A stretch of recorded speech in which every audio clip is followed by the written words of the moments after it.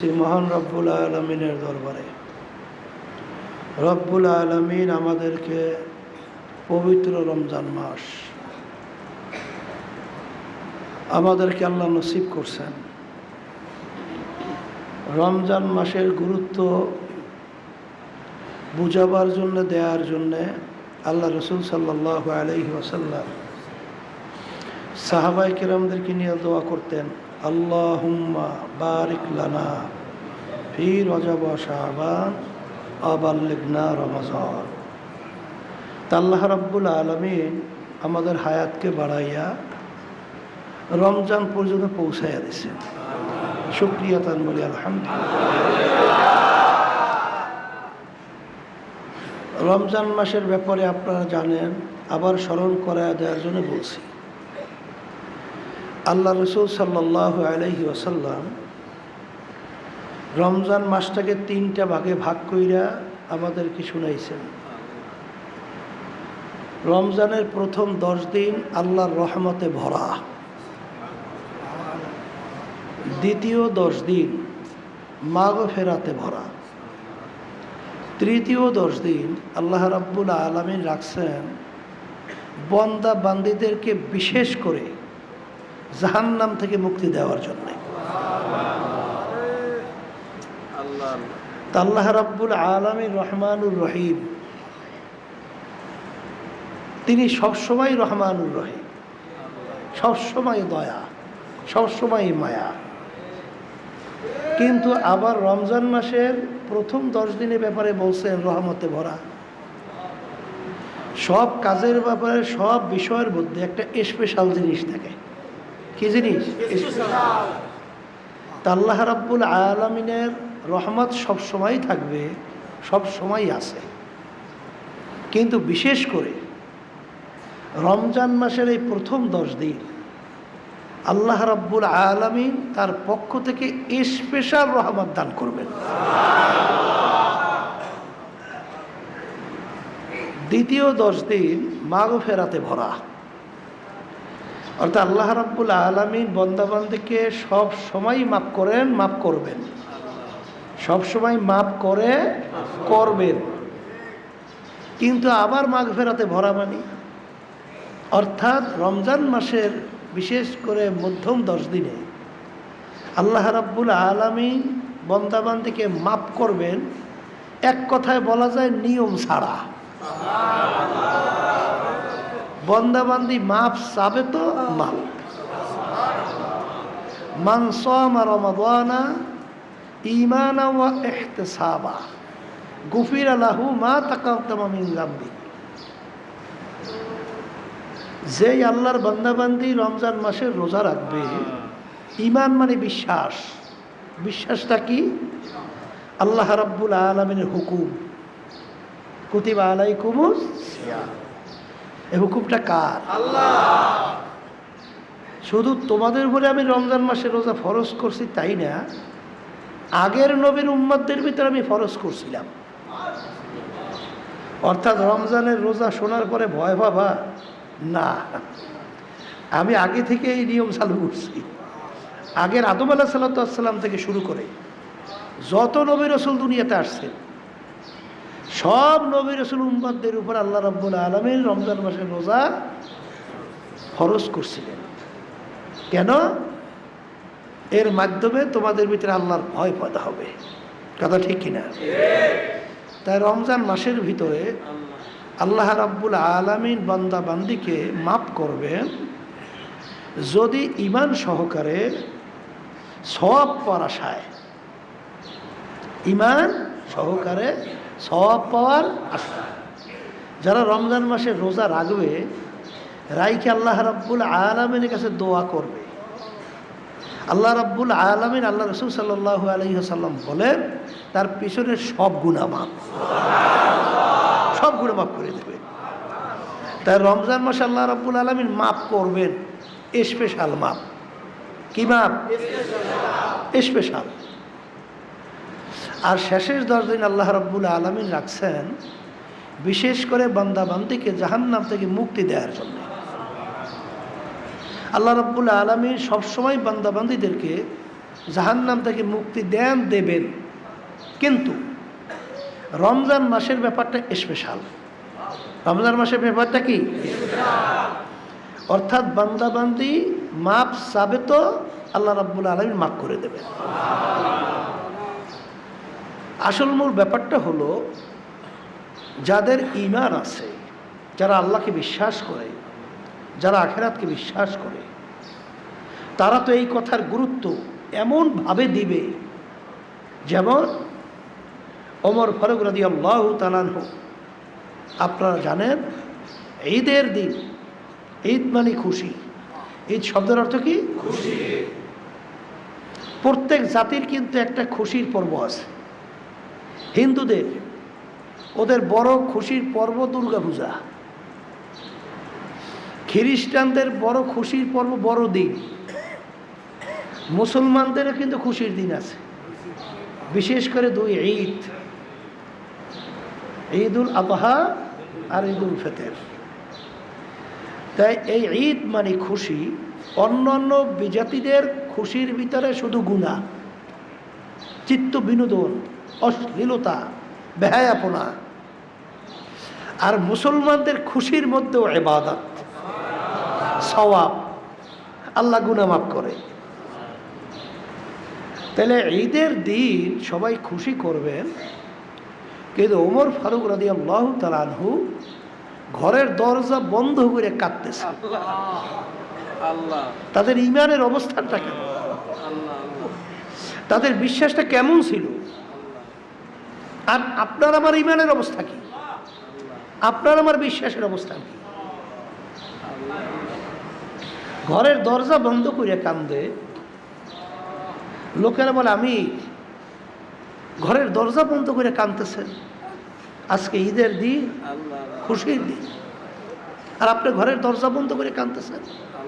আমিরুল মুমিনিন অর্ধেক দুনিয়ার রাজত্ব করছিলেন, বাংলাদেশের মতো প্রায় 200 দেশের রাজা।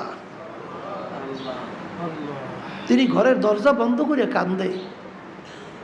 আমির কেন কান্দে? তিনি বলতেছিলেন, জিবরাইল আমিন দোয়া করছে, আল্লাহ রাব্বুল আলামিন দোয়া শিক্ষা দিয়েছেন। দোয়া কবুল হওয়ার জন্যে আল্লাহ রাসূল সাল্লাল্লাহু আলাইহি ওয়াসাল্লাম আমিন বলছে। 3টা দোয়ার ভিতরে একটা দোয়া হলো, জিবরাইল আলাইহিস সালাতু ওয়াসসালাম বলতেছেন, আল্লাহ রাসূল সাল্লাল্লাহু আলাইহি ওয়াসাল্লাম, আপনার উম্মতেরা, আল্লাহর বান্দা বান্দিরা রমজান মাসের রোজা পাইছে। এই সুযোগ পাওয়ার পরেও যারা তার জীবনের সব গুনাহ মাফ করায় নিতে পারলো না, তার জীবনের সব গুনাহ মাফ করায় নিতে পারলো না, ওর ধ্বংস হোক। আল্লাহ রাসূল সাল্লাল্লাহু আলাইহি ওয়াসাল্লাম বলছেন, আমিন। আল্লাহ আপনি কবুল করেন। তো ওমর ফারুক রাদিয়াল্লাহু তাআলা আনহু তিনি বলতেছেন, রমজান মাসের রোজা তো চলে গেছে, রমজান মাসের রোজা চলে গেছে। আমি ওমর তো জানি না যে আমার গুনাহ মাফ হইল কিনা, আমি গুনাহ জানছি, আমার সমস্ত গুনাহ মাফ করে নিতে পারছি কিনা। আজকে ঈদের দিনও আল্লাহ রাব্বুল আলামিন ওইভাবেই বান্দা বান্দাকে মাফ করবেন। তা আজকেও আমি একটু চেষ্টা করে দেখি, আমি তো কাইদা কাইটা দেখি আমার জীবনে গুনাহ খাতা আমি মাফ করাইতে পারি কিনা। এই জন্য আমি কাঁদতেছি। ঈমানাও ওয়া ইহতিসাবা গুফিরা লাহু মা তাকাদ্দামা মিন যামবিহি। আল্লাহ রাব্বুল আলামিন বান্দা বান্দিকে তার পিছনে সব গুনাহ মাফ করবে, যে বিশ্বাস, আল্লাহর হুকুম, রমজান মাসের রোজা, এই ঈমান আমার রাখতে হবে। আল্লাহর হুকুম ফরজ, আল্লাহর হুকুম ফরজ। আর সব পাওয়ার আশায় যারা রমজানের রোজা রাখবে, আল্লাহ রাব্বুল আলামিন তার পিছনে সব গুনাহ মাফ করে দেবে। এইরকম ঈমান মজবুত না হওয়া পর্যন্ত নেকের পরিমাণও কিন্তু বাড়ে না। ঈমান যার যত মজবুত হবে তার নেকের পরিমাণও তো তত বাড়বে। আর জানেন যে নেক বাড়ার ব্যাপারে বিশ্বাসের ভিতরে কোনো ঘাটতি থাকতে পারবে না।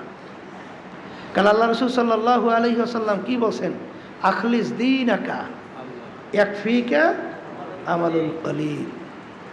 হ্যাঁ, আল্লাহ রসুল সাল্লাল্লাহু আলাইহি ওয়াসাল্লাম বলেন, তোমাদের বিশ্বাস ঈমানকে নির্ভেজাল করো, স্বচ্ছ করো, পরিচ্ছন্ন করো। যদি নির্ভেজাল ঈমান তোমরা তৈরি করতে পারো, অল্প আমলি তোমার নাজাতের জন্য যথেষ্ট হয়ে যাবে। নির্ভেজাল ঈমান, এইটা আমাদের তৈরি করতে হবে।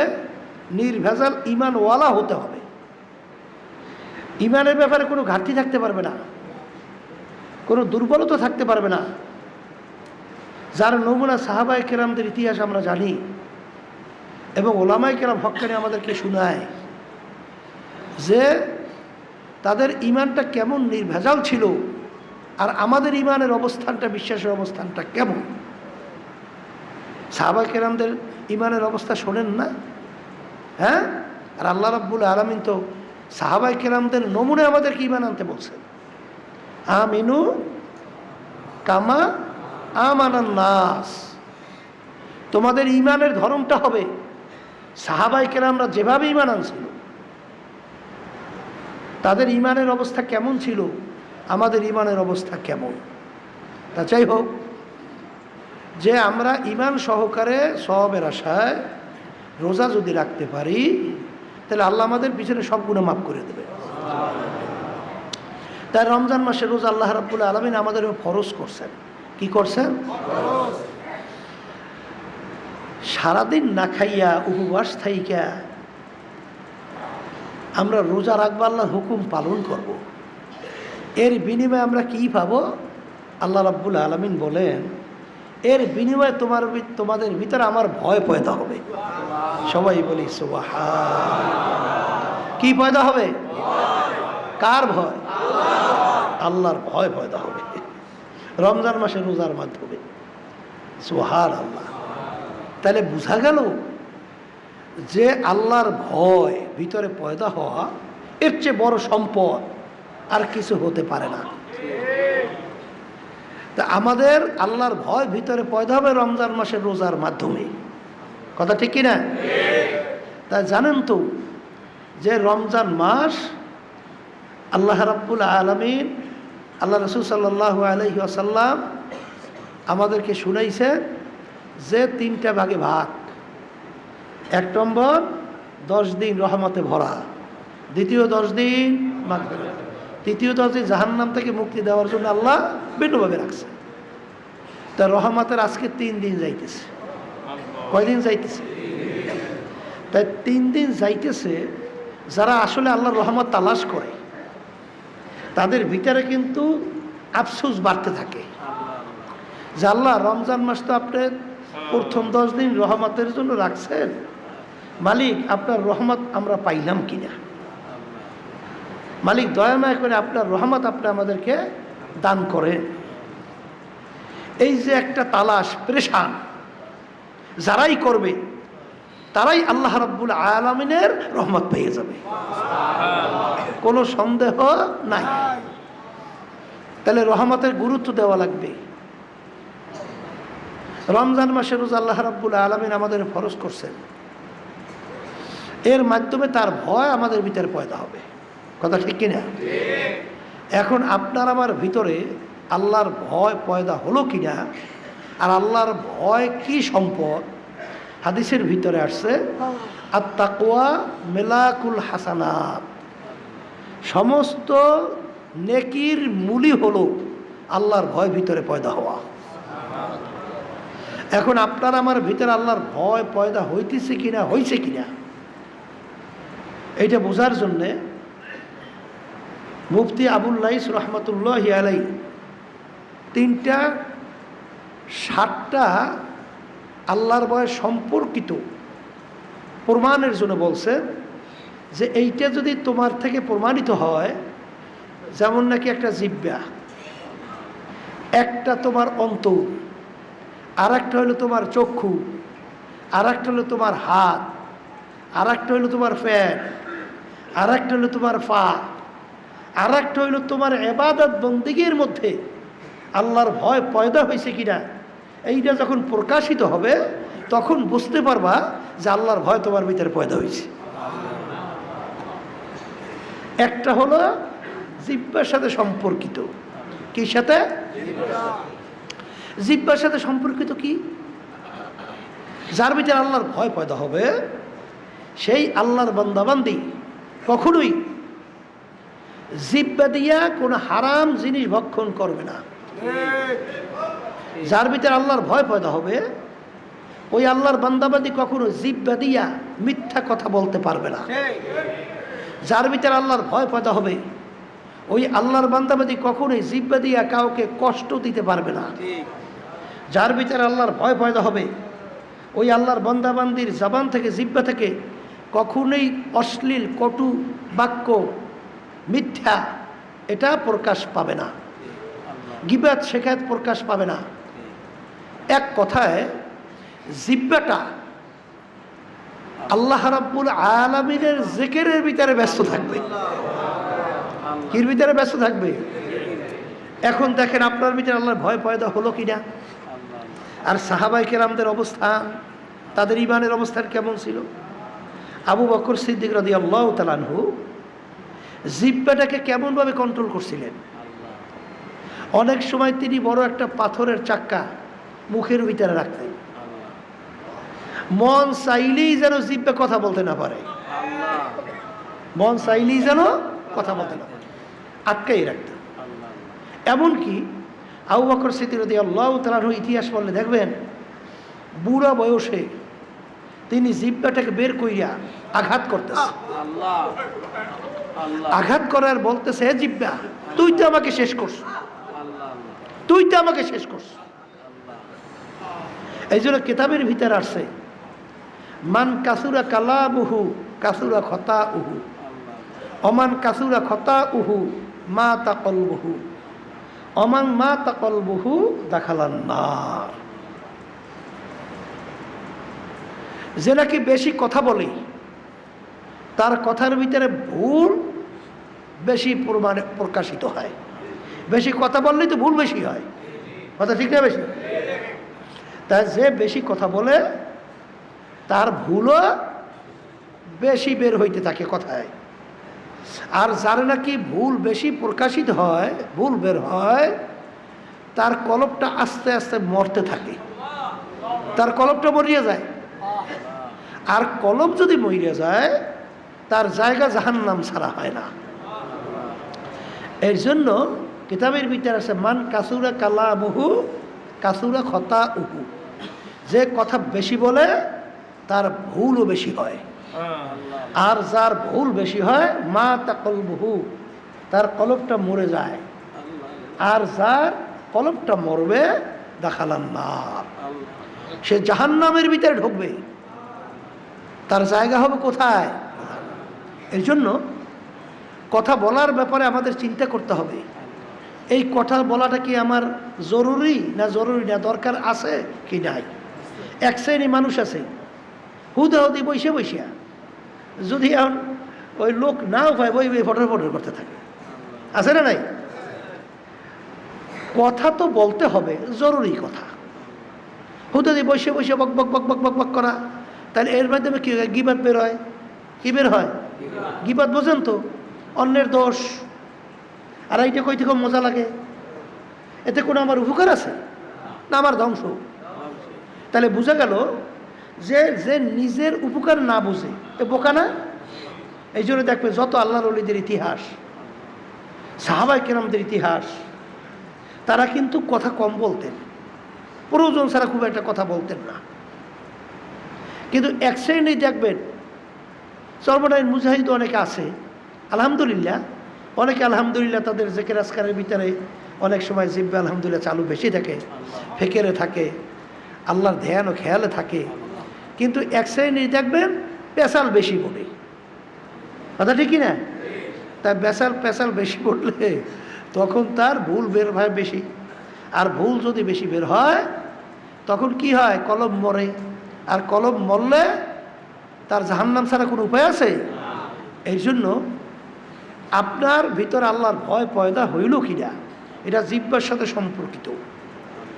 জিহ্বা মিথ্যা কথা বলে কিনা, কথা ঠিক? যেই জিহ্বা মিথ্যা কথা বলবে তার ভিতরে আল্লাহর ভয় পয়দা হয় নাই, এটা প্রমাণিত। যেই জিহ্বার মাধ্যমে গীবাত শেখায়ত বের হবে, পরের দোষ ত্রুটি আলোচনা করতে খুব মজা হবে, বুঝতে হবে, তার ভিতরে আল্লাহর ভয় পয়দা হয় নাই। মুসলিম রহমতুল্লাহি আলাইহি মুসলিম শরীফে লেখছেন, তিনি বলছিলেন কিয়ামতের ময়দানে মালিক যখন জিজ্ঞাসা করবে তুমি কি নিয়ে আসছো আমার কাছে আমল, মুসলিম রহমতুল্লাহি আলাইহি বলতেছেন রব্বুল আলামিনের দরবারে আমি বলবো, মাবুদ গো, আমি গীবতের গুনাহ নিয়ে আসি নাই, গীবত থেকে আমি বাঁচতে পারছি। এই জন্য জিহ্বার ব্যাপারটা খুব সতর্ক। মানুষকে কষ্ট দেয়, দাও দিয়া কোপ দিলে যে কষ্ট, তার চেয়ে কিন্তু জবানের দিয়া কষ্ট তার চেয়ে বড় কষ্ট, কথা ঠিক কিনা? আপনি অস্ত্র দিয়ে কোপ দিয়েছেন, একটা জখম হয়েছে, একটা সময় ওইটা কিন্তু ঘুষিয়ে যায়। কিন্তু জিহ্বা দিয়ে যদি কেউ কাউকে কোনোদিন আঘাত দেয়, এটা কিন্তু আজ জীবনের ক্ষত হয়ে থাকে। এর জন্য জিহ্বা দিয়ে কথা বলার সময় অনেকের ক্ষমতা আছে, টাকা আছে, বংশ বড়, এই ক্ষমতা বড়, মন চাইলেই একজনকে দুর্বল পাইয়ে আঘাত করতে থাকে। কিন্তু মনে রাখো, তুমি যে জিহ্বা দিয়ে আঘাত করতেছো, তোমার ভিতরে যে আল্লাহর ভয় থাকতো, কোনো দিন তুমি তোমার জিহ্বা দিয়ে আরেকজনকে কষ্ট দিতে পারতা না। তাহলে তোমার ভিতরে আল্লাহর ভয় পয়দা হয় নাই, কথা ঠিক কিনা? তাহলে জিহ্বার সাথে সম্পর্কিত। আর জিহ্বা তো আপনারা জানেন যে আল্লাহ রাব্বুল আলামিন জিহ্বা আমাদেরকে দেশের আল্লামাহুল বায়ান, আল্লাহ রাব্বুল আলামিন কথা বলার শক্তি দান করছেন। খলাকাল ইনসানা আল্লামাহুল বায়ান, আল্লাহ রাব্বুল আলামিন মানুষকে সৃষ্টি করছেন এবং কথা বলার শক্তি আল্লাহ দান করছেন। এখন আল্লাহ তো আমাকে কথা বলার শক্তি দান করছেন, এই জিহ্বা দিয়া বেশি বেশি আল্লাহর জিকির করতে হবে। কার জিকির? আল্লাহ। কারণ আল্লাহ রাসূল সাল্লাল্লাহু আলাইহি ওয়াসাল্লাম বলছেন না, লা ইয়াজালু লিসানুকা রাতবাম মিন যিকরিল্লাহ। এটা কিন্তু শুনতে কষ্ট মনে হয়, শুনতে কেমন জানি আনুখা আনুখা মনে হয়, শুনতে কেমন জানি বড় একটা ভারী পাহাড়ের মতো মনে হয়। আসলে ব্যাপারটা কিন্তু কষ্টই না, পাহাড়ের মতোও না। কলে তা কেমন? চেষ্টা করলেই হয়।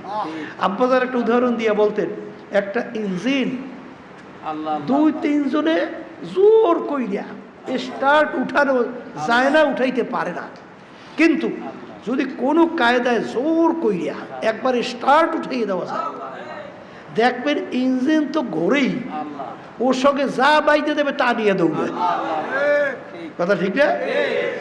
আসলে জিহ্বাটা মনে হয় যে এইটা সবসময় আল্লাহর জিকির কেমনে চালু রাখে। আব্বাজান বলতেন যে তুমি চেষ্টা করো, দেখবা চেষ্টা করতে করতে একসময় আল্লাহর রহমতে তোমার জিহ্বাটা আল্লাহর জিকিরে চালু হয়ে যাবে। তখন তোমার খেয়ালও লাগবে না, তোমার চেষ্টাও লাগবে না, দেখবা অটোমেটিক তোমার জিহ্বা আল্লাহর জিকিরে চলতেছে। এর বাস্তবতা তো হাজার হাজার লক্ষ লক্ষ আছে না নাই? হাজার হাজার লক্ষ লক্ষ। আমার আম্মাজানের মুখে শুনছিলাম, আব্বাজানের কথা বলতেছিলেন, সুবহানাল্লাহ, কোলে তোর আব্বা ঘুমাইয়ে রয়েছে। তা ঘুমাইলে মানুষ নাক টানে, অনেক সময় টের পাওয়া যায় না, ঘুমাইলে মানুষ বোঝা যায় তো, নাক টাইনে ঘুমাইতে আস। তা আমি গেছি পাশে, যাইয়ে দেখি নাক টাইনে ঘুমায়, কিন্তু তাকাইয়ে দেখি জিহ্বাটা আল্লাহর জিকিরে উঠতেছে এবং নামতেছে, আল্লাহর জিকিরে উঠতেছে এবং নামতেছে। সুবহানাল্লাহ, লা ইয়াজালু লিসানুকা রাতবাম মিন যিকরিল্লাহ। এ আমার উম্মতেরা, একটা মুহূর্ত আল্লাহর জিকির ছাড়া জবান খালি রেখো না। তাইলে আল্লাহর জিকির যত বেশি চালু করতে পারবেন, ততই আপনার জিহ্বা কন্ট্রোল হবে। তখন ওই জিহ্বা বেহুদা কথা বলতে সুযোগ পায় না। তখন ওই জিহ্বা দিয়া গীবাত শেখায়েত, অন্যের দোষ, এইটা আলোচনা করার সুযোগ পায় না। ওই জিহ্বা দিয়া অন্য মানুষকে কষ্ট দেওয়ার মতো শব্দ বের করার সুযোগ পায় না। কথা ঠিক কিনা? আর যখনই আল্লাহর জিকির জবানে জারি হবে, জারি হইলে তার অন্তরের ভিতরে আল্লাহর খেয়াল পয়দা হবে। আর আল্লাহর খেয়াল যখন ভিতরে বান্দার পয়দা হয়, তখন ওই বান্দাবান্দি তখন ইচ্ছা করলেই আর একজনকে কষ্ট দেওয়ার জন্য কথা বলতে পারে না। তখনই তার খেয়াল আসে যে আমি যে কথা বলতেছি, এই কথার মাধ্যমে আল্লাহর বান্দাবান্দি যে কষ্ট পাবে, এটা তো হক্কুল ইবাদ। গিবাত শিকায়ত তো হক্কুল ইবাদ। হক্কুল ইবাদ তো আল্লাহ রাব্বুল আলামিন মাফ করবেন না। বান্দাবান্দি যতক্ষণ মাফ না করবেন, কিয়ামতের ময়দানে ওই কঠিন মুহূর্তে কেউ কাউকে মাফ করবে, কেউ কাউকে সওয়াব দেবে, এর চিন্তা করা যায়? কথা বলে, এ চিন্তা করা যায়? আর দুনিয়ার ভিতরে ইবে মাফ করা বড় কঠিন, আর কিয়ামতের মধ্যে কঠিন দিনে ওই সময় আপনাকে মাফ করবে, এ বড় কঠিন ব্যাপার। এই জন্য সেই আল্লাহর বান্দাবান্দি যার ভিতরে ঈমান আছে, যারা আল্লাহকে ভয় করে, তারা কখনোই তারাই জবান দিয়া জিহ্বা দিয়া কখনই কোনো আল্লাহর বান্দাবান্দি থেকে কষ্ট দেবে না। তখন সে গিবা শিকায়ত করবে না। তখন ওই জিহ্বা দিয়া সে কখনোই হারাম মাল ভক্ষণ করবে না। কথা ঠিক কিনা? এইটা কির সাথে সম্পর্ক? আল্লাহর ভয় ভিতরে পয়দা হয়েছে কিনা? জিহ্বার সাথে সম্পর্ক। কির সাথে সম্পর্ক? এইটা কিন্তু আপনার যখন জিহ্বা কন্ট্রোল হবে, তখন মনে করবেন যে আল্লাহর ভয় আপনার ভিতরে পয়দা হয়েছে। আর জিহ্বা যদি এলোপাতারি চলতেই থাকে আর আপনি খুব দরবেশ, আসলে আপনার আল্লাহর ভিতরে ভয়, আল্লাহর ভয় আপনার ভিতরে পয়দা হয় নাই। 2 নম্বর হলো এটা অন্তরের সাথে সম্পর্ক। কি সাথে? অন্তরের সাথে সম্পর্ক। শোনেন, অন্তরের সাথে সম্পর্কটা কি? অন্তরের ভিতরে হিংসা, বিদ্বেষ, পরের ব্যাপারে শত্রুতা, এগুলো তৈরি কোন জায়গায় হয়? অন্তরের ভিতরে। আপনার অন্তরের ভিতরে আর একজনকে ধ্বংস করার জন্যে বিভিন্ন পরিকল্পনা কোথায় হয়? অন্তরে হয়। অন্যজনের ব্যাপারে হিংসা তৈরি হয় কোন জায়গায় হয়? অন্তরে হয়। এই অন্তরের ভিতরে বিভিন্ন খারাপ কাজের ব্যাপারে প্রবৃত্তি, এইটা তৈরি কোন জায়গায় হয়? অন্তরে হয়। তাই যদি অন্তরের ভিতরে আপনার এই ধরনের আল্লাহর হুকুমের বিরুদ্ধে, আল্লাহ রসুল সাল্লাল্লাহু আলাইহি ওয়াসাল্লামের বিরুদ্ধে যেই কাজগুলো যায়, এগুলো যদি আপনার ভিতরে তৈরি হয়, অন্তরের মধ্যে হিংসা বিদ্বেষ তৈরি হয়, তখন বুঝতে হবে যে আপনার ভিতরে আল্লাহর ভয় পয়দা হয় নাই। আপনার ভিতরে আল্লাহর ভয়, বলেন, আপনার ভিতরে আল্লাহর ভয় পয়দা হয় না। এটা অন্তরের সাথে সম্পৃক্ততা। কথা ঠিক কিনা? তৃতীয় হইল এইটা আপনার চক্ষের সাথে সম্পর্ক। কি সাথে? যেই আল্লাহর বান্দাবান্দির ভিতরে আল্লাহর ভয় পয়দা হবে, ওই চক্ষু কখনোই হারাম বস্তুর দিকে নজর যাবে না। কথা ঠিক কিনা? তখনই তার ভয় আসবে। ওদিকে তাকাইলে আল্লাহ বেজার, ওদিকে তাকাইলে আল্লাহ বেজার, এই চিন্তা কইরেই ওই আল্লাহর বান্দাবান্দি ফট কইরা তার চক্ষু ফিরিয়ে নিয়ে আসবে। রাস্তার ভিতরে আমরা হাঁটা চলা করি, অনেকেই তো দোয়া চায়, আসলে বাস্তবতা তো তাই। এই চক্ষু একটা সুন্দরী মেয়েদের দিকে তাকাইতে তো ভালোই লাগবে, এটা তো মনেই চায়। কথা ঠিক না? আবার একটা মেয়ে সুন্দর একটা ছেলের দিকে তাকাইতে তো ভালোই লাগবে। কথা ঠিক না? বা ঠিক? যখন আল্লাহর ভয় তোমার ভিতরে পয়দা হবে, তখন চক্ষু টপ কইরা আল্লাহর ভয় ওদিক থেকে ফিরিয়ে নিয়ে আসবে।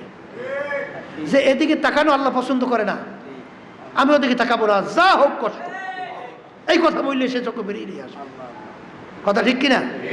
কোন হারাম বস্তুর দিকে তখন তার চক্ষু যাবে না।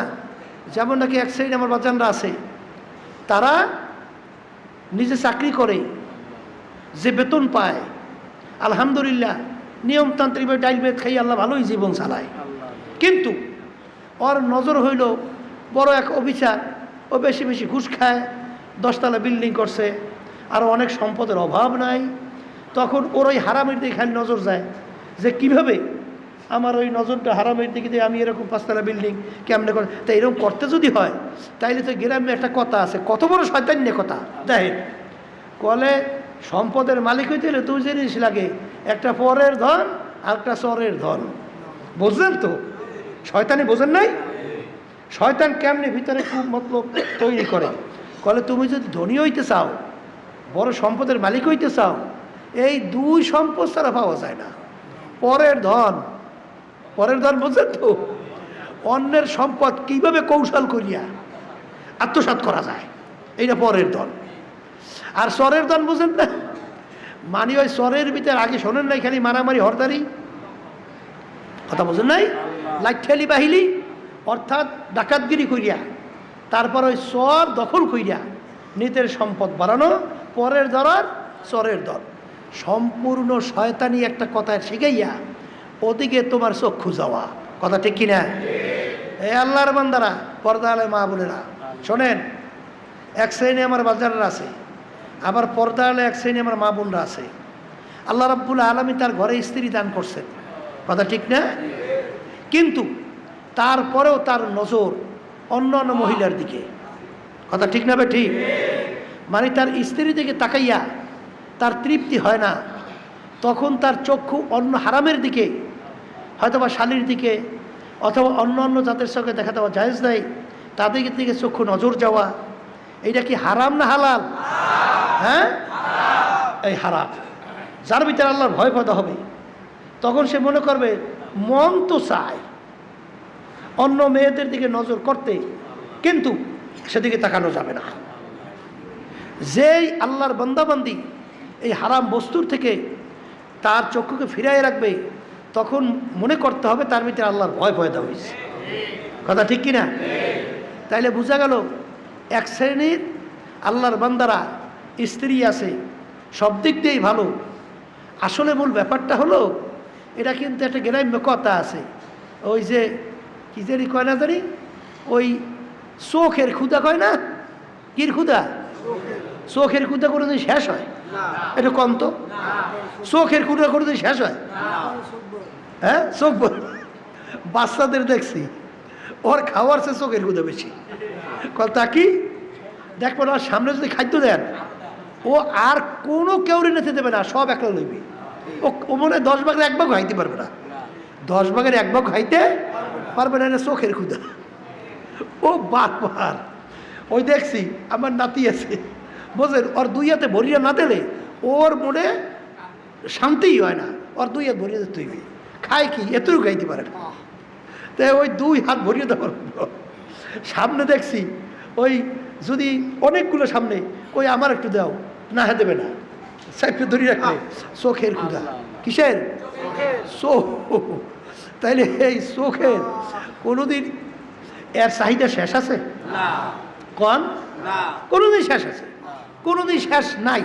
আব্বাজান রহমাতুল্লাহি আলাইহি বলতেন যে ঘরে স্ত্রী আছে, সব সুন্দর আলহামদুলিল্লাহ, কিন্তু ওর পরও আর একটার দিকে অন্য নজর, কথা ঠিক না? ঠিক, এই যে নজরটা, ওটা হইলে একটা কি জানি কয় না জানি, বুঝলি শব্দটা আব্বাজান বলতেন। হ্যাঁ হ্যাঁ, শয়তানের তীর তো এত হাদিসের মধ্যেই আছে যে চোখের একটা শয়তানের একটা অস্ত্র, শয়তানের 3 মারা। তা যাই হোক, তাই চোখের যে একটা ক্ষুধা, এটা কিন্তু আসলে হারাম থেকে যে বাঁচাই রাখবে, মন চাইবে যেদিকে সে সেদিকে তাকানো যাবে না। যদি আল্লাহর ভয় তার চোখে হারাম থেকে ফিরিয়ে রাখতে পারে, তাইলে বুঝতে হবে আল্লাহর ভয় আপনার ভিতরে পয়দা হয়েছে, কথা ঠিক না? ঠিক। অনেক ঘরের ভিতরে স্ত্রী আছে, মহিলার আছে, আমাদের কাছে অনেক সময় নালিশ আছে যে হুজুর এই যে এর ভিতরে পাশে শুনতেছি বিভিন্ন কায়দায় বাচ্চা কাচ্চা আছে, তারপরে ওই মহিলা ওনার স্বামীরই দেখতে পারে না। পরবর্তীতে শুনলাম ঘটনা কি, কলে হুজুর আর এক বেড়ার দিকে ওর নজর গেছে। জোরে বলে নাউজুবিল্লাহ। ওরে কপাল পোড়া খবিস, তোর বাচ্চাদের দিকেও তোর মায়া নাই? হ্যাঁ, তুই তোর স্বামীর দিকে নজর থুইয়া তুই অন্যদিকে নজর দিলি, অন্যদিকে নজর দেওয়ার পরে দুনিয়াতেও বরবাদ, আখেরাতেও বরবাদ, ধ্বংস। বাচ্চাগুলোর শেষ করলি, সংসারের ভিতরে একটা অশান্তি তৈরি করলি। হারামের মধ্যে আরাম আছে? হারামে আরাম আছে? নাই তো।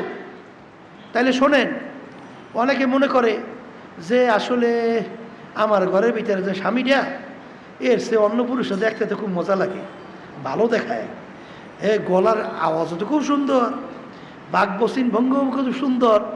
আসলে মূল ব্যাপার হইল, এটা হইল শয়তান।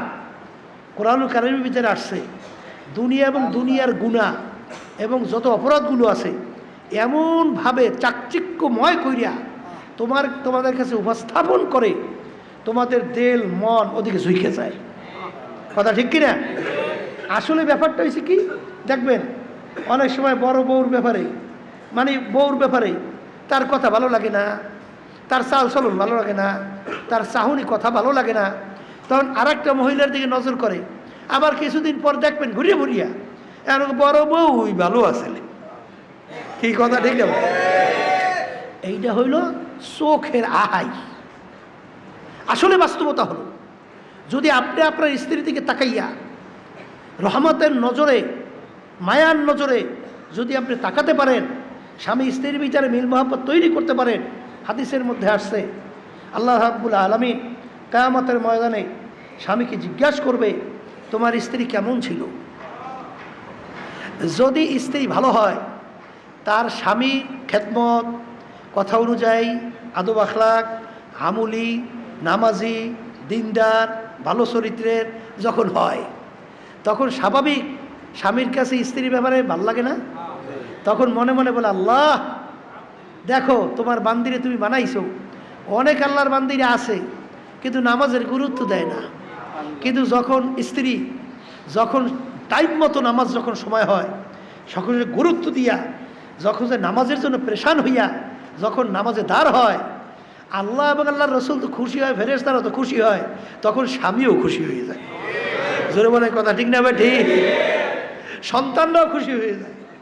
ওই সেদিনকার গেছিলাম মাহফিলের মধ্যে, তখন এক চরমনের মুজাহিদ সে আমাকে বলতেছিল, কিছুদিন আগে তার আম্মা ইন্তেকাল করছে, বলতেছে হুজুর আমার মাঝে কত আল্লাহওয়ালা ছিল।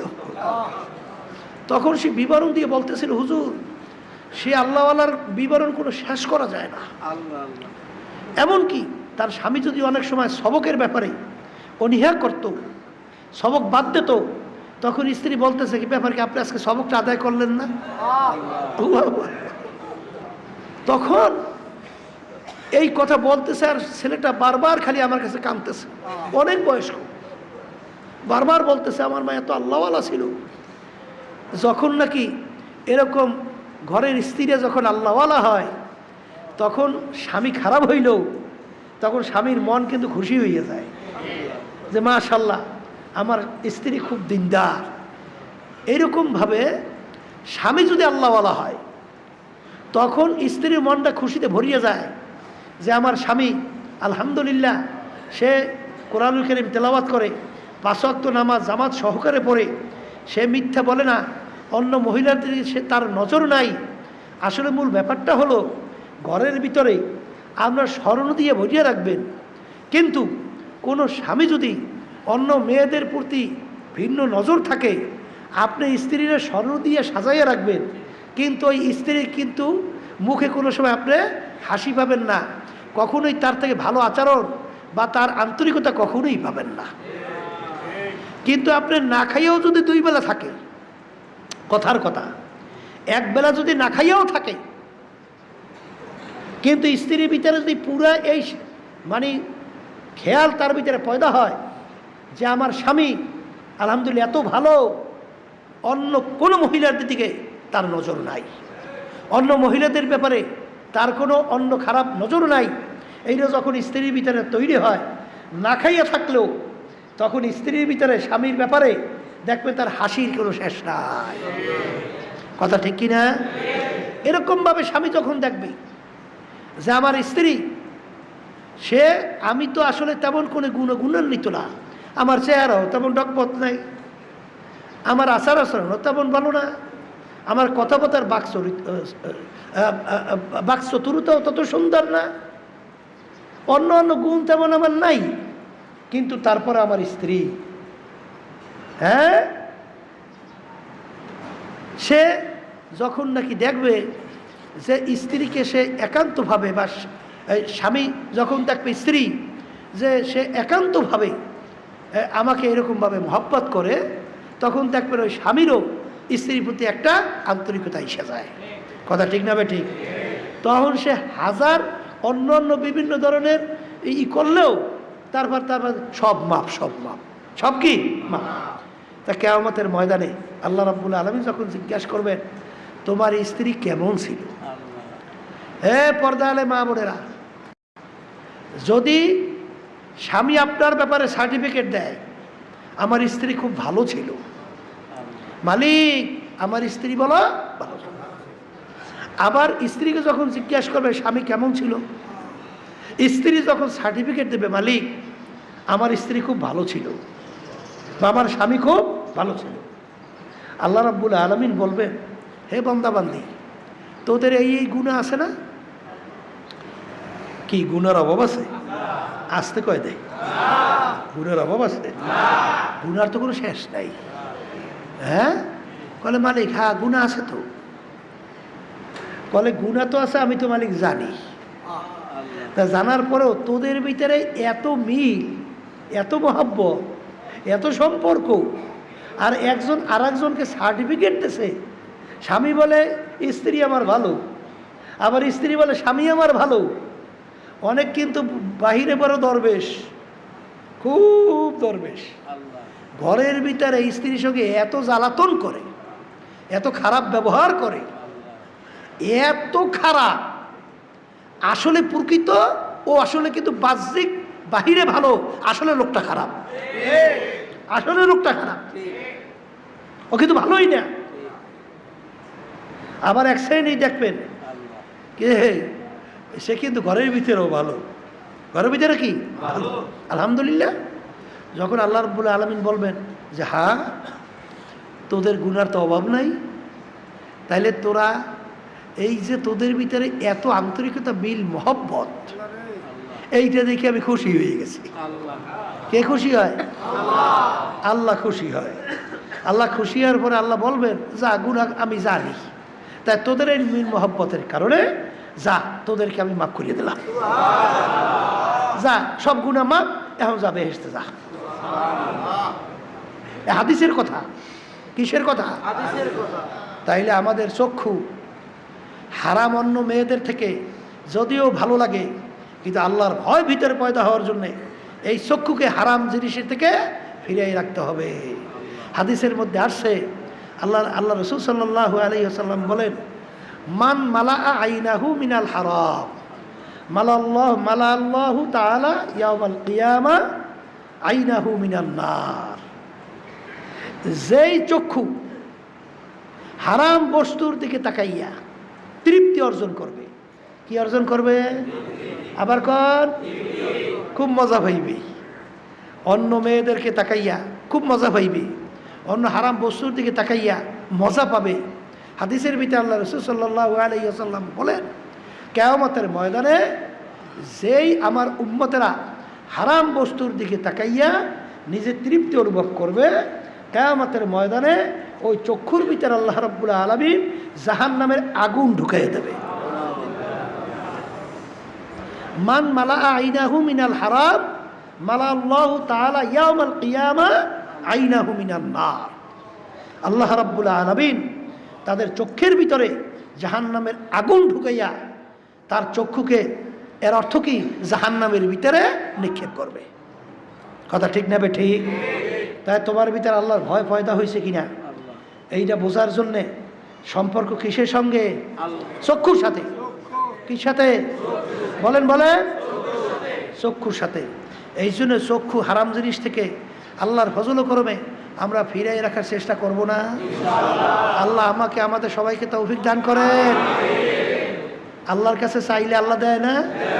দেয় কি দেয় না? এই জন্য হাদিসের ভিতরে আসছে এই রাস্তার ভিতরে চলবেন কেমনে, হারাম থেকে বাঁচবেন কেমনে, হারামের দিয়ে তো চক্ষু যাইতেই যাবে।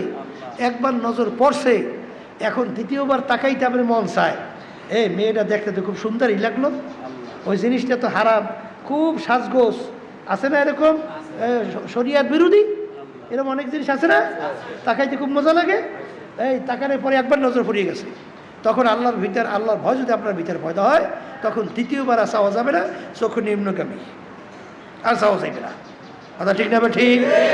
হারাম বস্তু দিয়া চোখে প্রশান্তি দেওয়া যাবে না। কথা ঠিক কিনা?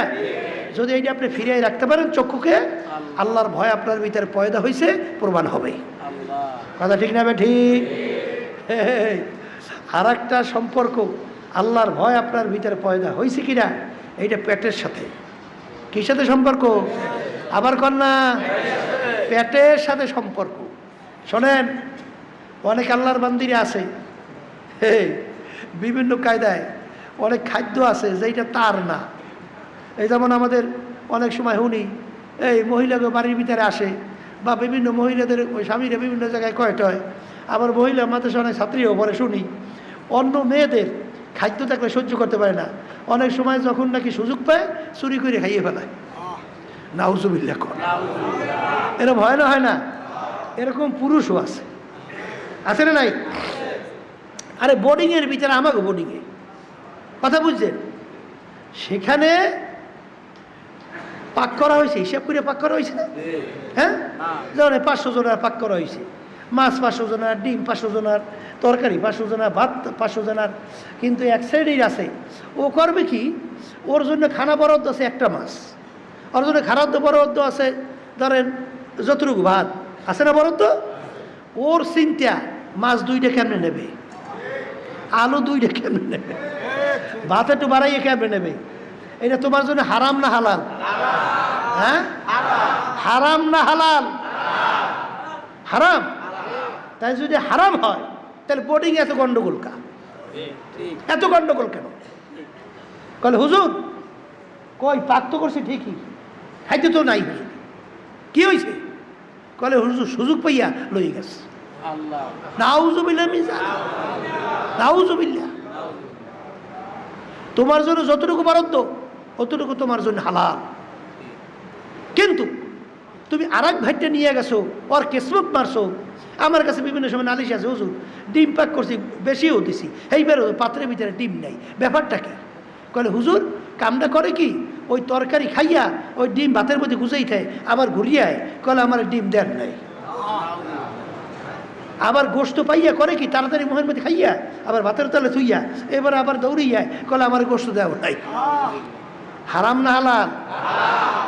পেটের সাথে সম্পর্ক।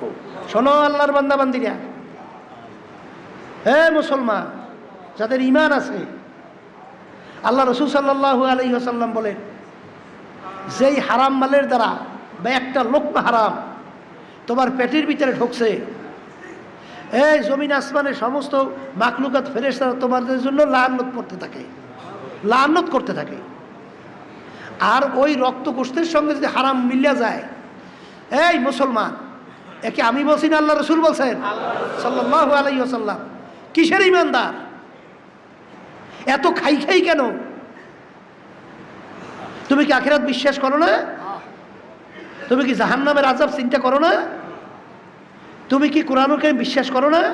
তুমি কি আল্লাহর হাদিস বিশ্বাস করো না? আল্লাহ রাসূল সাল্লাল্লাহু আলাইহি ওয়াসাল্লাম বলেন, যেই হারাম মালের দ্বারা রক্ত এবং গোশত তৈরি হবে, তার জায়গা জাহান্নাম ছাড়া হবে না। আমি বলছি না, আল্লাহ রাসূল সাল্লাল্লাহু আলাইহি ওয়াসাল্লাম বলছেন। হ্যাঁ, পেটের সাথে সম্পর্ক, পাইলেই খায়, পাইলেই খায়, পাইলেই ঢুকায়। এটা হারাম না হালাল এই চিন্তা করে না, তোমার ভিতরে আল্লাহর ভয় পয়দা হয় নাই। পাইলেই খাও। এটা ঘুষ না সুদ না পরের না এটা আমার হক, এটা চিন্তা না কইরা পট করে পয়সা খাইয়ে লাইছে।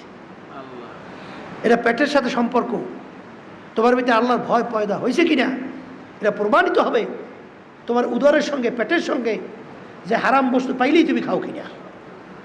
যদি তুমি হারাম বস্তু ভক্ষণ করো, বুঝতে হবে তোমার ভিতরে আল্লাহর ভয় পয়দা হয় নাই। কথা ঠিক না? ঠিক। আপনারা জানেন না, আমিনু কামা আমানান নাস, সাহাবায়ে কেরাম যেভাবে ইমান আনছিল, ইমান সেইভাবে আনো। আমি বলছি না, আল্লাহ বলছেন। ইমান মানে বিশ্বাস, বিশ্বাসটা এইভাবে করো সাহাবায়ে কেরাম যেভাবে বিশ্বাস করছিল। জানেন ওমর ফারুক রাদিয়াল্লাহু তাআলা আনহু তার ঘটনা বারবার বলা হয়, আবার স্মরণ করে বলছি। এই গোলাম ছিল আজাদ, আজাদ করে দিস। বলছিল তুমি যদি মাঝে মাঝে আমার জন্য খাদ্য নিয়ে আসতে পারো নিয়ে আইসো। গোলাম তো মাঝে মাঝে খাদ্য নিয়ে আসে। যখন জিজ্ঞাসা করতেন কিভাবে কামাই করছো, যখন দেখতেন হালাল তিনি খাইতেন। একদিন পেটেও বড় ক্ষুধা লাগছে। খিদা লাগলে তো বোঝা যায় খিদার ব্যাপারটা কেমন, কথা ঠিক না? পেটে বড় ক্ষুধা লাগছে, ওদিকে গোলামও খাদ্য নিয়ে আসছে। আল্লাহু আকবার, আল্লাহু আকবার। গোলামও খাদ্য নিয়ে আসছে। তখন তিনি জিজ্ঞাসা না করে খাদ্য খাইয়ে ফেলছে। গোলাম বলতেছে, হযরত, হুজুর, আপনি তো সবসময় জিজ্ঞাসা করে খান, আজকে জিজ্ঞাসা না করে খাইলেন। বলে, বাজান, তুমি তো অন্য সময় হালাল উপায়ই আনো, আজকে আমার পেটেও বড় ক্ষুধা লাগছে, মনে করছি হালাল উপায়ই তো আনছো, এই জন্য খাইয়ে ফেলছি। তা বলো বাবা, তুমি কিভাবে কামাই করছো? হে ইমানদার, হে মুসলমান, হে কবরের যাত্রীরা, যারা মরবেন, চিন্তা ভাবনা করে কবর দিকে পা বাড়াও। আবু বকর সিদ্দিক রাদিয়াল্লাহু তাআলা আনহু তিনি যখন জিজ্ঞাসা করলেন, গোলাম বলতেছে, হুজুর, আমি যখন কাফের ছিলাম, জাদুবিদ্যার মাধ্যমে তদবির কইরা একটা লোককে দিছিলাম, তদবিরে সেই লোকটা ভালো হয়েছিল, সেই লোকটার সঙ্গে দেখা, ওই যে ভালো হয়েছে বিনিময়ে আমাকেই খাদ্য দিছে, সেই খাদ্য এই খাদ্য। তখন আবু বকর সিদ্দিক রাদিয়াল্লাহু তাআলা আনহু বলেন, বাবা, জাদুবিদ্যার মাধ্যমে তদবির করা কামাই সম্পূর্ণ হারাম, তুমি তো আমাকে হারাম খাওয়াইছো। এই কথা বইলা তিনি গলার ভিতরে আঙ্গুল দেয়। আল্লাহর ভয় কাকে বলে? আল্লাহর ভয় কাকে বলে? আর আপনারা আমি তো আল্লাহর ভয় বলি, কিন্তু তাদের ভিতরে আল্লাহর ভয় কেমন ছিল, বিশ্বাস কেমন ছিল, আখেরাতকে কেমন বিশ্বাস করত, জাহান্নামকে কেমন ভয় করত, আল্লাহর হুকুমের গুরুত্ব কেমন দিত, সাহাবায়ে কেরাম আল্লাহ রসুল সাল্লাল্লাহু আলাইহি ওয়াসাল্লাম কথার গুরুত্ব কেমন দিতেন। তিনি তো না যাই না খাইছেন, এ তো আল্লাহ জিজ্ঞাসা করবে না, কিন্তু তার ভয়, আল্লাহ রসুল বলছেন, এক লোকমা হারাম খাদ্য পেটের ভিতরে ঢুকছে তো তার জায়গা জাহান্নাম। এখন তিনি চিন্তা করেন যে এই খাদ্য আমার পেটের ভিতরে হজম হওয়ার আগে আমার খাদ্য বের করতেই হবে। এই কথা বইলে তিনি গলার ভিতরে আঙ্গুল দেয়, কিন্তু পেট তো খালি, পাকস্থলী তো প্রায় খাদ্য চলে গেছে, খাদ্য তো বের হয় না। তখন লোকেরা বলে, হুজুর, আপনি তো না যাই না খাইছেন, আল্লাহ মাফ করবে। কিন্তু আমার সাথীরা, আল্লাহ রসুল সাল্লাল্লাহু আলাইহি ওয়াসাল্লাম বলছেন, হারাম খাদ্যের দ্বারা রক্তগোস্ত তৈরি হবে, জায়গা জাহান্নাম ছাড়া হবে না, ও খাদ্য বের করেই ছাড়বো, হজম হইতে দেব না।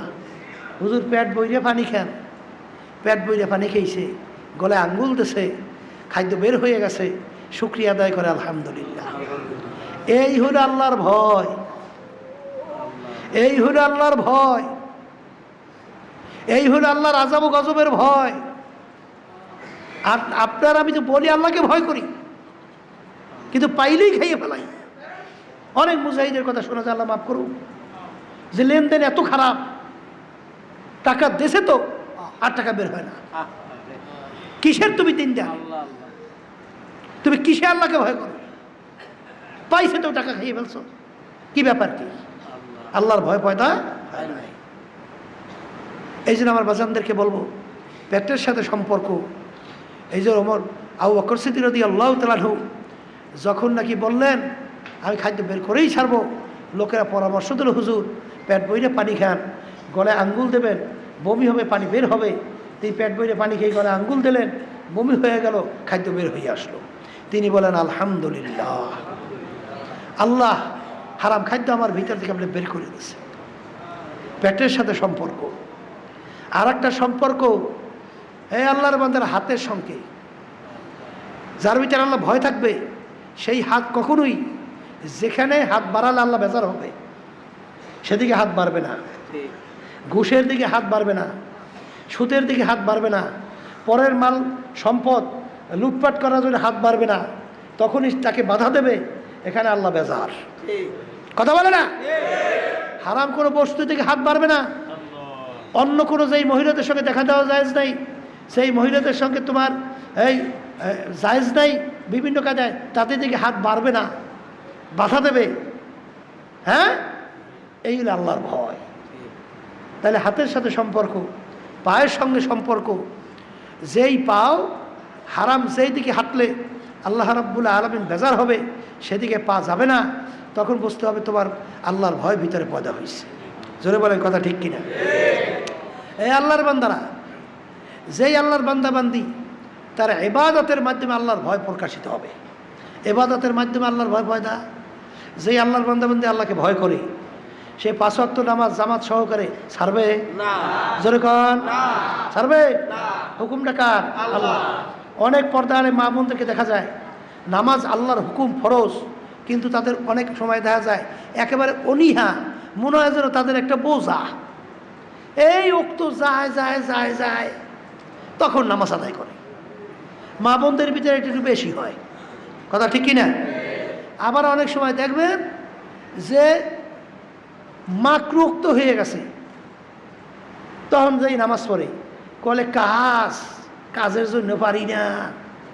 আমার দাদাজান রহমাতুল্লাহ আলাই বলতেন, আব্বাজান রহমাতুল্লাহ আলাই কাছে শুনছি যে তুমি কিয়ামতের ময়দানে প্রথম চোটে বেহেশতে যাবা না কিছুদিন জাহান্নামের আগুনে ভোগবা, তারপর বেহেশতে যাবা, তুমি কিভাবে বুঝবা? দুনিয়ার ভিতরে তুমি পরীক্ষা করে দেখো যে 2টা কাজ তোমার সামনে এমনভাবে আসছে, একটা আখেরাতের কাজ আর একটা হলো দুনিয়ার কাজ। এ পর্দার আড়ালের মা বোনেরা ভালো করে শোনেন, এ আল্লাহর বান্দারা ভালো করে শোনেন। 2টা কাজ আপনার সামনে আসছে, একটা দুনিয়ার গুরুত্বপূর্ণ আর একটা আখেরাতের ব্যাপারে গুরুত্বপূর্ণ। এখন তোমার তো দুটোটাই গুরুত্ব। এখন পরীক্ষা, এখন কি পরীক্ষা যে তখন তুমি আখেরাতের কাজটাকে অগ্রাধিকার দাও না দুনিয়ার কাজটাকে অগ্রাধিকার দাও। তখন যদি তুমি আখেরাতের কাজকে অগ্রাধিকার দাও, তখন তুমি আল্লাহর খাস মেহেরবানি, আল্লাহর রহমত এবং আল্লাহর দরবারে শুকরিয়া আদায় করো যে মালিক আপনার কাছে লাখো কোটি শুকরিয়া আদায় করতেছি যে আপনার হুকুম আমি পালন করতে পারছি আগে। তাহলে আখেরাতের কাজের অগ্রাধিকার দিলা আর দুনিয়ার কাজকে তুমি পিছনে রাখলা। তখন তুমি আল্লাহর ফজল করবে, আশা করা যায় কিয়ামতের ময়দানে তুমি প্রথম চটি ভেসতে ঢুকে যাবা। আর ওই সময় যদি তুমি দুনিয়ার কাজকে অগ্রাধিকার দাও আর আখেরাত কাজকে তুমি পিছনে রাখো, দুটোটাই আদায় করছো, কিন্তু আখেরাতের কাজকে আগে না দুনিয়ার কাজকে আগে, আখেরাত কাজকে পিছনে, তখন তুমি মনে কইরো যে তোমার কিয়ামতের ময়দানে কিছুদিন জাহান্নামের আগুনে ভোগা লাগে নাকি, এইবার ভেসতে যাওয়া লাগে নাকি। তাহলে এই ব্যাপারটা আমাদের লক্ষ্য রেখা আখেরাতের কাজকে অগ্রাধিকার, দুনিয়ার কাজকে পিছনে। কথা ঠিক না বে ঠিক? কিন্তু অনেক আল্লাহর বান্দা বান্দিরা আছেন, পর্দা আলে মা বোনেরা আছেন, নামাজ মনে করে আমার বোঝা, আমার বোঝা। নাউজুবিল্লাহ। এ ইমানদার, এ মুসলমান, এইটা গুরুত্ব দেবে কারা? ইমানদাররা, মুসলমানেরা। এই জন্য আমি দেখছি, আল্লাহু আকবার, শোনেন, আয়েশা সিদ্দিকা রাদিয়াল্লাহু তাআলা আনহা বলেন নামাজের গুরুত্ব আল্লাহ রাসূল সাল্লাল্লাহু আলাইহি ওয়াসাল্লাম কিভাবে দিতেন। আয়েশা সিদ্দিকা রাদিয়াল্লাহু তাআলা আনহা বলেন যে যখন নামাজের সময় হইতো, যেই আল্লাহর হাবিব সাল্লাল্লাহু আলাইহি ওয়াসাল্লাম আমাকে এত মোহাব্বত করে, আমাকে এত ভালোবাসে যে ভালোবাসার কোনো শেষ নাই, কিন্তু যখন নামাজের সময় হতো তখন আল্লাহ রাসূল সাল্লাল্লাহু আলাইহি ওয়াসাল্লাম এমন পরেশান হয়ে যাইতো, মনে হয় যেন আমি আয়েশাকে চিনি না। আল্লাহু আকবার, আমি আয়েশাকে চিনি না, এমনভাবে পরেশান হয়ে যেত। আর আয়েশা সিদ্দিকা রাদিয়াল্লাহু তাআলা আনহা বলেন, আর যখন নামাজের সময় হয়ে যেত আমরাও এইভাবে পরেশান হয়ে যেতাম। তাইলে এই হইল আল্লাহর হুকুম, নামাজের গুরুত্ব। তা আপনার ভিতরে যে আল্লাহর ভয় যদি পয়দা হয়, তখন তো আপনার ভিতরে এরকম ইবাদতের গুরুত্ব আসবে। তখন প্রমাণিত হবে আপনার ভিতরে আল্লাহর ভয় পয়দা হয়েছে। কথা বলে না? তাহলে নামাজের গুরুত্ব, এই রোজার গুরুত্ব বলেন, রোজার গুরুত্ব। এরপরে জাকাত আপনার ফরজ হয়েছে।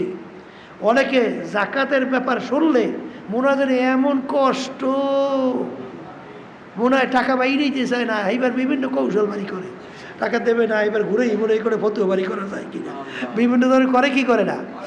ওরে কপাল ফোরা, আল্লাহ রাব্বুল আলামিন তোমাকে জাকাত দেওয়ান্য বানাইছে। আর এক শ্রেণী আল্লাহর বান্দাবান্দিকে আল্লাহ জাকাত নেওয়ান্য বানাইছে। এ কপাল পোড়া, আল্লাহ তোকেও তো জাকাত নেওয়ান্য বানাইতে পারতো। আসতে কয়, আল্লাহ রাব্বুল আলামিন তোকে জাকাত নেওয়ান্য বানাইতে পারতো না? হ্যাঁ, তখন তুমি কি করতা? এখন তো আল্লাহ রাব্বুল আলামিন তোমাকে জাকাত দেওয়ান্য বানাইছে। হ্যাঁ, এ জাকাত দিলে মাল কমে? আসলে ইতিহাস আছে, ইতিহাস আছে, কেউ দেখাতে পারবে? জাকাত দিলে মাল আরো বাড়ে। কথা ঠিক কিনা? এই জন্য আপনাদের ইবাদত, এটা কি আল্লাহর হুকুম ফরজ না? ইবাদত। অনেকে আছে এই হজ ফরজ হয়েছে কিন্তু হজের ব্যাপারে কোনো আগ্রহ নাই। এতগুলো টাকা খরচ করবো, এই টাকাগুলো পথে পথে শেষ করবো, কথা ঠিক যাবে কি? তো এতগুলো টাকা খরচ করবা, তাই যখন মরিয়া দাঁড়া দেবা তখন এই টাকাগুলো বস্তা বুঝে তো কবরে লইয়া যাবা। কি লইয়া যাবে না? হ্যাঁ, এই তোমার ভিতরে আল্লাহর ভয় পয়দা হয়েছে কিনা এটা ইবাদতের মাধ্যমে প্রকাশিত হবে। কথা ঠিক কিনা?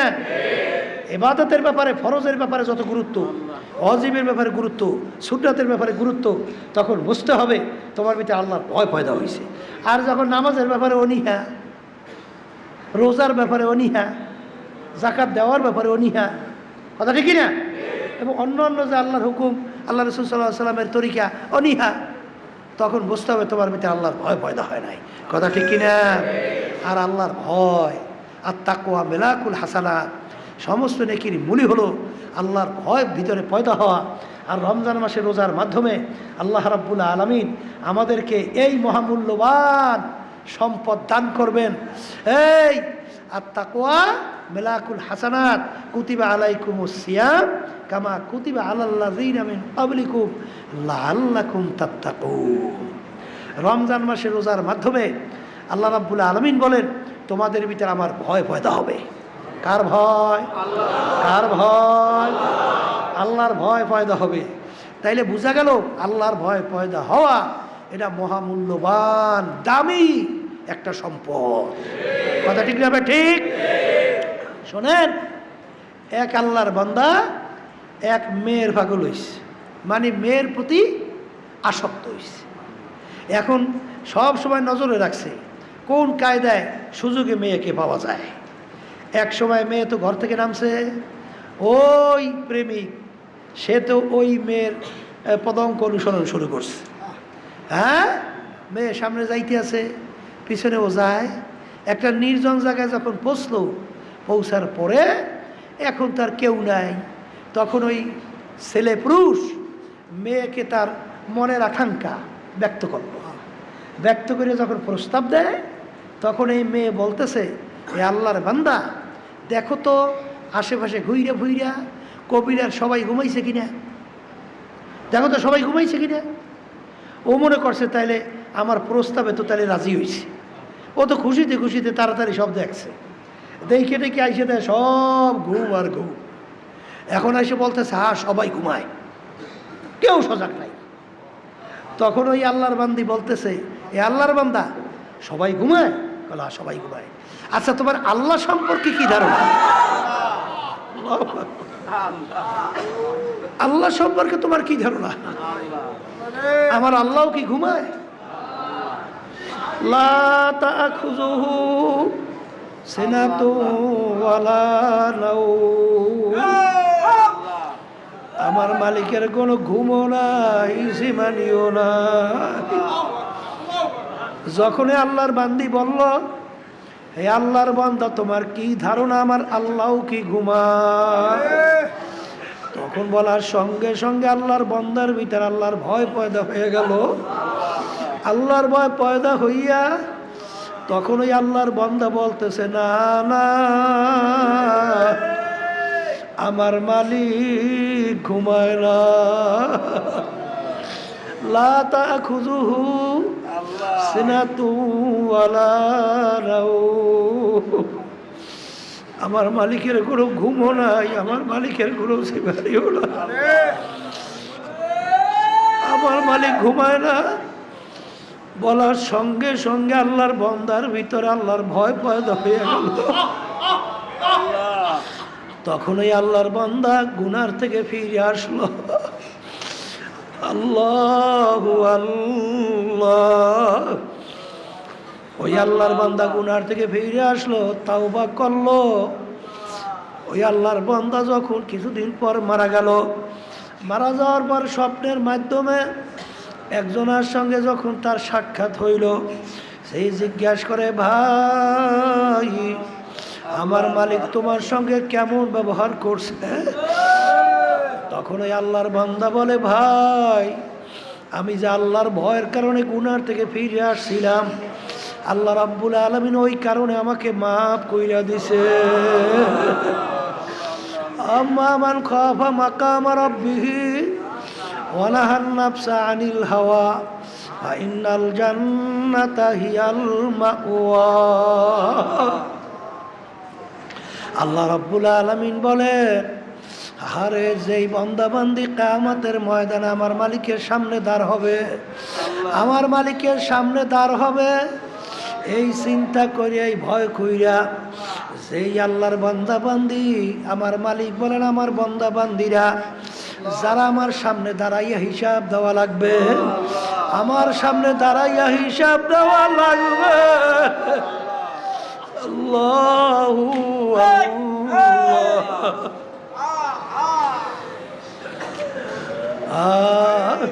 যেই আমার বান্দা বান্দি আমার সামনে দাঁড়াইয়া হিসাব দেওয়া লাগবে, এই দিনকে মনে কইরা যারা নিজেকে গুনার থেকে ফিরায় রাখতে পারবে, আল্লাহ রাব্বুল আলামিন বলে তাদের জন্য আমি বেহেশত ঘোষণা দিলাম।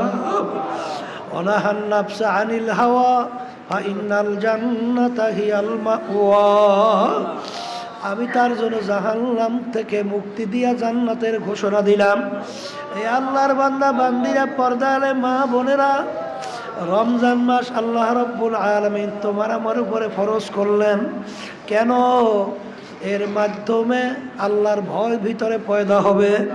আর আল্লাহর ভয় ভিতরে পয়দা হওয়ার জন্যে বাজান চক্ষু আল্লাহর ভয় তৈরি করতে হবে, জিহ্বাকে আমার মাওলার ভয় পয়দা করতে হবে, হাতকে আমার মাওলার ভয় পয়দা করতে হবে, আরে পাকে আমার মাওলার ভয় পয়দা করা লাগবে, অন্তরকে মাওলার ভয় পয়দা করতে হবে। যখন বান্দা বান্দি যখন নাকি আমার মাওলার ভয় ভিতরে পয়দা করতে পারবে, তখন ওই বান্দা বান্দি আরে নাজাত পাইয়া জান্নাতে যাইতে পারবে। আর কিয়ামতের ময়দানে আমার মালিক যে বলছেন, আস-সাওমু লি ওয়া আনা আজজি বিহি, রোজা আমার জন্য, প্রতিদিন আমি মাওলার নিজে দান করব। আস-সাওমু লি ওয়া আনা উজজা বিহি, রমজান মাসের রোজা আমার জন্য, প্রতিদিন আমি মাওলার নিজেই। যখন বান্দা বান্দি কিয়ামতের ময়দানে রোজাদার উঠবে, আল্লাহু আল্লাহ। রোজাদারকে আমার মাওলা এত মোহাব্বত করে, আমার মালিক এত ভালোবাসে, এত পছন্দ করে। আরে রোজাদারদের মুখের ঘেরান মেশ আম্বার জাফরানের চেয়েও মাওলার কাছে বেশি মূল্যবান। বাজার যখন পেটের ক্ষুধার কারণে পেটের ক্ষুধার একটা গ্যাস আসে, এটাও কিন্তু আমার মালিকের কাছে খুব পছন্দ। কারণ আমার মালিক গর্ব করে বন্দামাদি আমার হুকুম পালন করার জন্যে খানা খায় নাই, পানিও খায় নাই, স্ত্রী সহ তাদের সঙ্গে কোনো আমার হুকুমের বিরুদ্ধাচরণ ব্যবহারও করে নাই। আর এর বন্দাবাই ফেরেশতারা যাইনারা বন্দাবান্দি আমার হুকুম পালন করছে, আরে ওদের জন্য আমি কি দেব? সাক্ষী থাকো, জীবনের সব গুনাহ মাফ কইরা দিলাম। ঈমানাও ওয়া ইহতিসাবা গুফিরা লাহু মা তাকাদ্দামা মিন যামবিহি। আল্লাহ রাব্বুল আলামিন আমাদের পিছনে সব গুনাহ মাফ কইরা দেবে। এ কবরের যাত্রীরা, আল্লাহর বান্দারা, এ পর্দার আড়ালের মা বোনেরা, যারা আমার মাওলাকে পাইতে চাও, যারা জাহান্নাম থেকে মুক্তি চাও, যারা বেহেশতের মধ্যে যাইতে চাও, রমজান মাস আসছে, সুযোগ আসছে, এই সুযোগে সদ্ব্যবহার করো। আরে রমজান মাসের রোজা ঠিকঠাক মতো রাখো, আর মালিকের কাছে সবসময় দোয়া করো, মালিক তোমার ভয় আমাদের ভিতরে পয়দা করো। মালিক তোমার বন্দা খাস না বানাইয়া, বান্দি না বানাইয়া কবরে ডাক দিও না। আল্লাহুম্মা আমিন। এ পর্দালে মা বোনের হাত উঠা,